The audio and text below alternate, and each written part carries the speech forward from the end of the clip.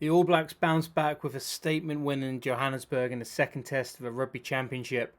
But in the first few moments of the game, they must have thought the writing was on the wall once again. And much like the first test, box hit goes up from kick-off and Jordie Barrett spills it, and South Africa build themselves into the game. But as you're going to see from the next few clips, New Zealand turned it on and they ruled the skies. Particularly Jordie Barrett and Will Jordan were excellent in the air. And despite South Africa really being persistent with their attacking game plan of putting the ball in the air, it was just diffused time and time again.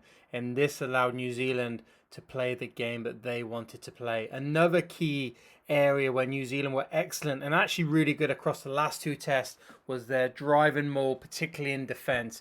Jace Ryan has done a wonderful job with them, and we're going to analyse that in a little bit more detail. But just here's a few clips to see how Springboks could not gain any momentum, and actually throughout the two tests, their drive and maul was pretty ineffective on the whole. The analysis area I'm going to focus on is the last quarter with the game in the balance, and particularly three plays what I felt got New Zealand across the line. So you can see from the drive and maul how they build the pressure instantly. So as soon as that is landing, New Zealand are putting pressure on.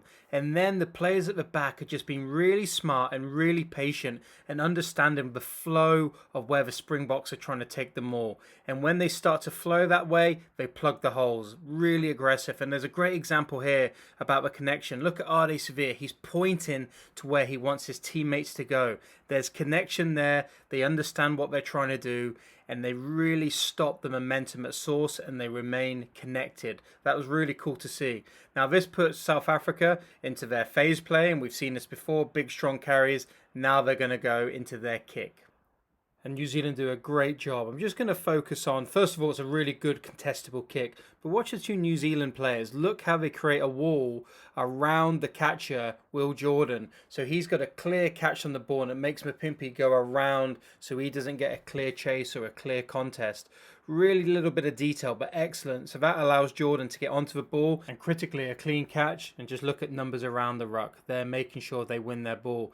Now this allows them to set up an exit pattern. Okay, they either clear the ball, or next clip you'll see they run it, but then they choose territory this time. So when we do fast forward to just a few moments later, much like we said earlier, look how patient they are. They're understanding which way the Springbok maul is trying to go, and then they plug them holes with real aggression. And once again, you can see their connection. Just look how Finley Christie here is pointing to where he wants those holes filled.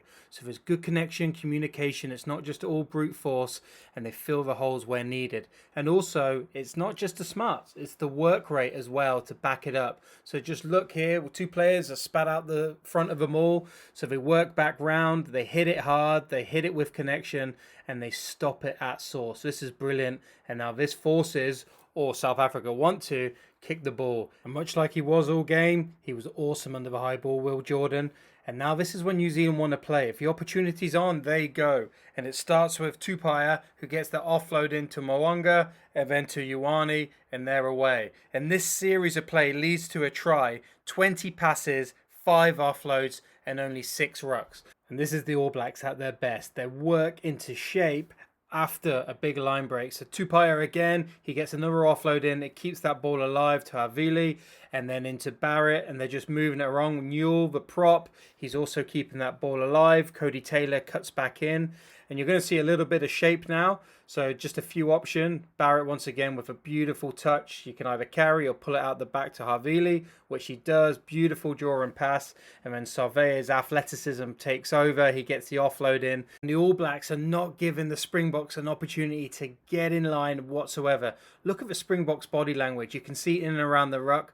They're beat up, they're tired, and they give away a penalty from coming in from the side. And now Barrett keeps the heat on. Look at that charge. Absolutely brilliant. It's quick ball, and now they're keeping that ball alive with an inside pass once again. Strong line from Barrett. Ade Savea, brilliant all series. Beautiful off over to Havili, and that is some try from the All Blacks. And moving on to my last example now in the dying moments of the game. It's pretty much a carbon copy of what we've seen from the last two plays. Starts with the Springbok line out. Absolutely devastating drive from the All Blacks to stop it at source, and that means the Springboks now have to play away from the maul, away from their strength. And the Springboks were determined to keep the kicking game on and keep the pressure on to see if they can get something out of it late in the game. So they go for the box kick, they go for the chase, but Geordie Barrett is absolutely excellent this time under the ball. But just look how New Zealand have got numbers around that area. So when he does fall, they can skewer a ruck. There's no chance of any turnovers there. And this time they decide to play territory. Mwanga goes long, and this forces South Africa to play a little bit deeper than they usually do. But just watch Whitelock. Remember, he's been in all the rucks, all the mauls, and look at this absolutely vital turnover at such a key moment. He gets such a great turnover there, the jackal, and they move it again, and Geordie Barrett decides that is all about territory. So let's get the ball down in South Africa's half, in deep into their own area, and just note the work rate from Ioane and Cody Taylor just to get that pressure on LaRue, who has to kick it out. And then the Springboks get a taste of their own medicine. The New Zealand slight shift of the maul there, that just gives them that go forward, and now they just go to town, working really securely in their forward pods. And just look at the rocking skills again late in the game, just really accurate, just making sure South Africa do not have an opportunity to steal that ball and potentially get down the field. They're building, and they get the try, what seals the victory, and they head back to New Zealand with a lot more confidence and feel good about where their game's at.